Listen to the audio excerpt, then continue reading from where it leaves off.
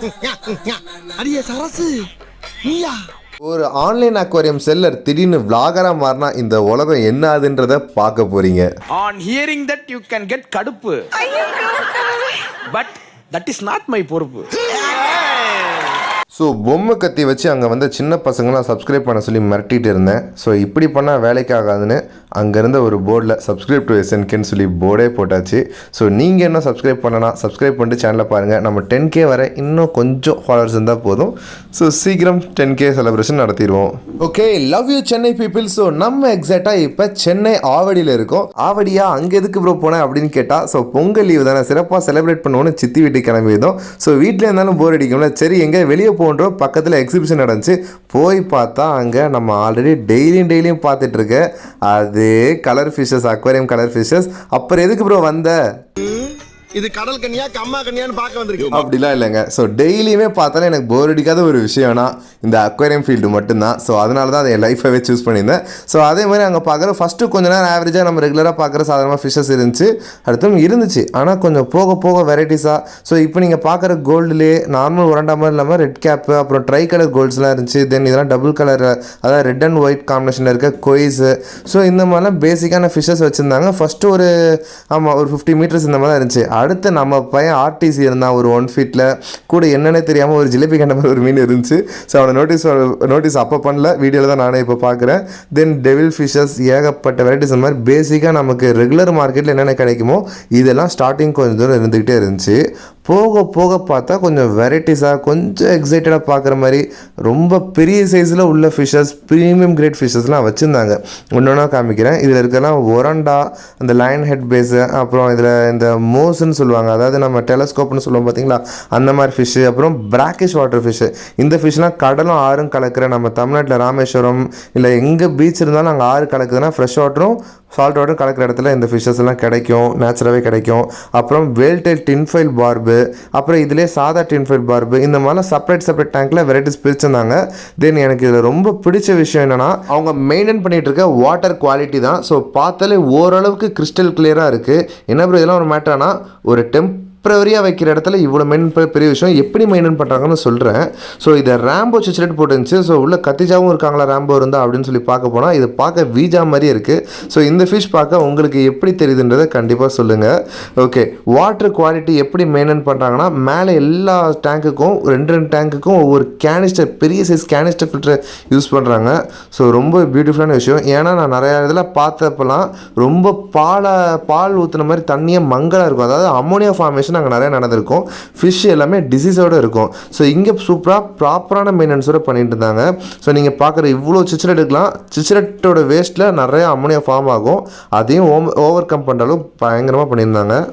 அடுத்த டேங்கில் பாறை மீன் பார்த்தேன், சாரி பிளாக் பாக்கோ ஃபிஷ் பார்த்தேன்.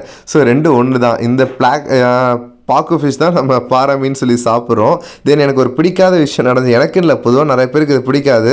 குட்டி பசங்க, ஒரு குட்டி பாப்பா போய் ஃபஸ்ட் டம்னு இதை தட்டுறாளா. ஸோ அடுத்து ஒரு குட்டி பையன் தட்டினா, சரி அவங்க அப்பாட்ட சொல்லுவோன்னு பார்த்தா அந்த மனுஷனும் போய் டம்முன்னு தட்டினாரு. கேட்டால் இப்படி தட்ட மீன் அங்கிட்டு பயந்து ஓடுதில்ல, அதை என்ஜாய் பண்ணாங்க. கண்டிப்பாக இப்படி பண்ணாதீங்க. ஓகே கைஸ், இதுக்கு அடுத்து கொஞ்சம் உங்களை எக்ஸைட் பண்ணுற மாதிரியான ஃபிஷஸ் நிறையா பார்ப்பீங்க. ஸோ ஃபர்ஸ்ட் நம்ம இப்போ பார்க்க போகிறது அலிகேட்டர் கார்லாம் உங்கள் கடையில் நிறையா பார்த்துருக்கேன்னு கேட்டால் இது கொஞ்சம் டிஃப்ரெண்ட்டாக இருந்துச்சு. ஆரஞ்சு கலர் அலிகேட்டர் கார் இருந்துச்சு. ஏன்னா நம்ம பிளாட்டினம் கார் கூட ரேரான காரே பார்த்துருக்கோம், ஆனால் ஆரஞ்சு கலரில் கார் இப்போ தான் உங்களுக்கு ஃபர்ஸ்ட் டைம் காமிக்கிறேன். கிட்டத்தட்ட 2 ஃபீட் கிட்ட இருந்துச்சு. சரியான சைஸ், கண்டிப்பாக ரெட் கூட இருக்குன்னு நினைக்கிறேன். அண்ட் அப்படியே நம்ம லெஃப்ட் சைடு போக டனல் இருந்துச்சு. ஸோ டனல்னால் ரொம்ப பெரிய லென்த்தாகவே கொடுத்துருந்தாங்க. ஸோ டனலுக்குள்ளே என்ட்ரு ஆக போகிறோம். தென் இதில் ஒரு இதை மட்டும் மேக்ஸிமம் மியூட் பண்ணிட்டேன், ஒரு இதை மட்டும் மியூட் பண்ணாமல் காமிக்கிறேன். என்ன ஒன்றா இவ்வளோ ஃபிஷஸ் வெரைட்டிஸ் இருக்குல்ல. ஸோ பெரியவங்க நிறைய பேர் இல்லை, மேக்ஸிமம் அங்கே வந்து 80% ஆஃப் பீப்புள்ஸ் வந்து ஃபிஷ்ஷை ரசித்து பார்த்துருந்தாங்க. ஒரு சிலவங்க கவனிக்காமல் கூட சும்மா ஓகே அப்படி கேஷுவலாக கூட போயிருந்தாங்க. ஆனால் அதில் இருந்த ஒரு சில குட்டி பசங்க, ஆமாம் டே இது பாரு அலிகேட்டர் காரு, டே இது பாரு அரப்பைமான்னு சொல்லி எக்ஸாக்டாக அந்த ஃபிஷ்ஷோட பேரை ப்ராப்பராகவும் அதில் இருக்க மேக்ஸிமம் ஃபிஷ்ஷை ரொம்பவுமே கிளியராக சொல்லியிருந்தாங்க. அது பார்க்குறப்ப ரொம்பவுமே ஒரு ஹாப்பியாக இருந்துச்சு. ஒரு அக்வாரியம் ஒரு செல்லராக எனக்கு ரொம்ப ஹாப்பி. ஏன்னா நிறைய பேருக்கு நிறைய ஃபிஷஸ் தெரியாமல் வெறும் கோல்டு மாலி தான் ஃபிஷஸ், இந்த கொய் கார்ப்லாம் அது மட்டும் தான்ன்றத கலர் ஃபிஷ்ன்ற மாதிரி இருந்துச்சு. பட் இப்போ மைண்ட் செட் மாதிரி அடுத்த ஜென்ரேஷனே ஒரு டிஃப்ரெண்ட்டாக வெரைட்டிஸ் ஆஃப் ஃபிஷஸை வளர்க்குன்னு நினைக்கிறாங்க. அது ரொம்பவுமே ஒரு ஹாப்பியாக இருந்துச்சு அதை கேட்குறப்பயே. ஏன்னா அந்த காலத்துல இருந்து இது ஒரு வியாபாரன்றதை தாண்டிலும் ஒரு கலையாக தான் பார்த்துட்டு இருக்காங்க. என் தலைக்கு பின்னாடி ஏகப்பட்ட ஜெயண்ட் கௌரா இருந்துச்சு. ஸோ இதே சைஸில் ஒரு ஜெயண்ட் கௌரா நம்ம வளர்த்துக்கிட்டு இருக்கோம். அண்ட் நம்ம ஜெயண்ட் கௌரா ரொம்ப நம்மகிட்ட பெட்டாக பழகிருச்சு. ஒரு ஃப்ளோரன் எப்படி விளையாடுமோ அதுக்கு ஈக்குவலாக விளையாடுது. அதுக்கு ஏதாவது நேம் இருந்தால் சஜஸ்ட் பண்ணுங்கள், வச்சிடலாம். ஓகே கைஸ், மீட் பண்ணதை எடுத்து விட போகிறேன். ஒரு சின்ன 2 குட்டி பசங்க பேசிக்கிட்டு இருந்த கான்வர்சேஷன் மட்டும் கேட்குறீங்களா?